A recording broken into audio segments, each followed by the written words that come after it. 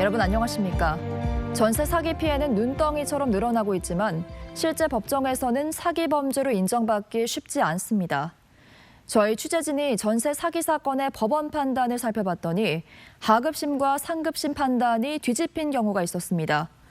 유무죄 판단이 엇갈린 쟁점은 계약 당시에 사기 범죄 고의성이 있었나 여부였습니다. 류재민 기자입니다.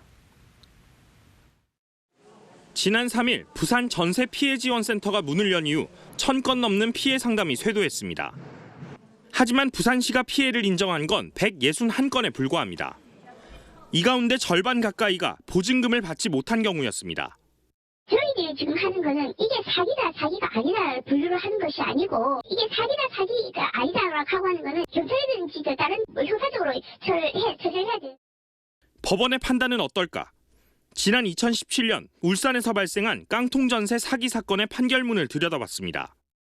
집주인이 2명의 임차인과 총 1억 8천만 원의 전세 계약을 체결했는데 담보대출 이자를 내지 못해 건물이 경매에 넘어갔고 결국 보증금도 주지 못해 재판에 넘겨졌습니다. 1심 재판부는 자금 사정이 안 좋은데 거액의 보증금을 받았다며 사기의 고의성을 인정해 징역 1년의 실형을 선고했습니다. 하지만 상급심은 무죄로 뒤집었습니다. 집주인이 전세 계약을 체결하고 보증금을 받았을 시점에는 건물 가격이 빚을 청산하기에 충분하다고 판단했을 거라며 보증금을 돌려주지 못한다는 예상은 하지 못했을 거라는 겁니다. 사기를 칠 고의성이 있었는지 여부는 계약 체결과 보증금 수령 당시를 기준으로 다퉈야 한다는 게 법원 판단입니다.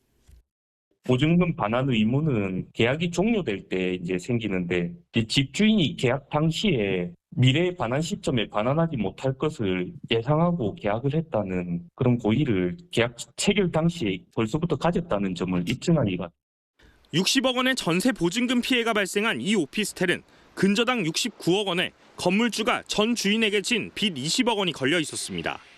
모두 임대차 계약을 전후로 발생한 채무입니다. 이 오피스 전체가 이 집주인 소유고 이 집주인이 어디에 아무도 가지고 비슷한 얘기 하셨는데 그래서 괜찮다고 전혀 위험할 게 없다고 해서 그런 줄 알았어요. 결국 계약 당시 집주인의 자금 사정 등 수사기관의 제대로 된 수사와 증거 수집이 고의성 입증의 가장 중요한 열쇠입니다. MBC 뉴스 류잼리입니다.